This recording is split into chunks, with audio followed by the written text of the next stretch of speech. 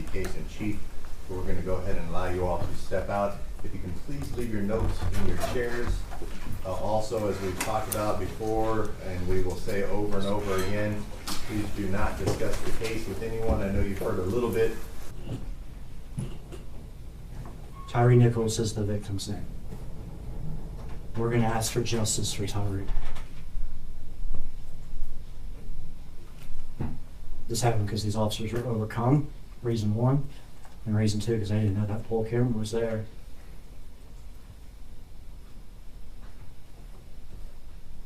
Justice for Tyre.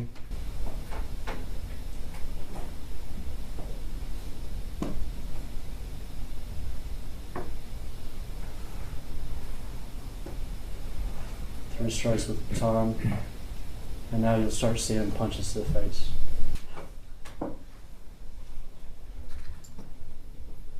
And these men have a duty to protect them. They have a duty to protect them, so what do they do when the emergency personnel responds? Do they tell them, look, he's gotten some hits to his head? Nope.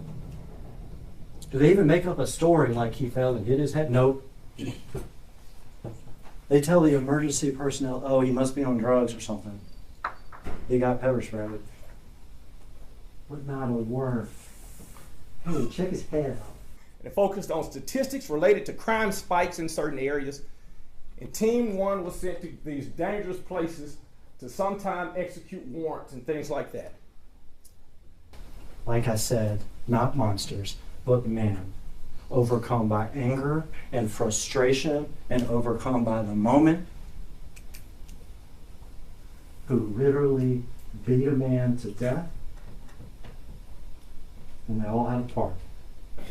Unit, which by the way is considered the best of the team in the Scorpion unit, and he's the youngest member. And you'll get a chance to see what Tyre Nichols has done.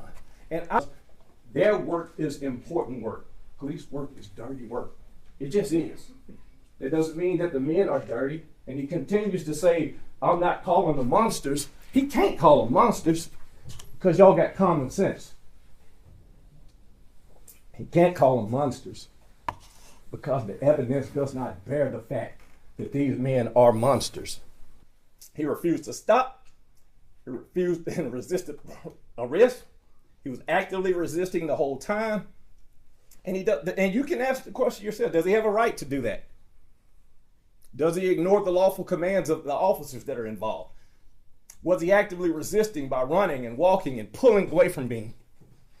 And you will get a chance to see the actions at 6705 Ross Ridge prior to the interaction with Detective Bean. So, you heard during Mr. Hagerman's presentation the sad realities of it. No one is here to in any way diminish the fact that a person's life was lost. Simply saying that that person's life was not lost because these officers had some bone to pick or some gripe or trying to do something punitive to this person. Simply trying to do their job based off of the information that they had.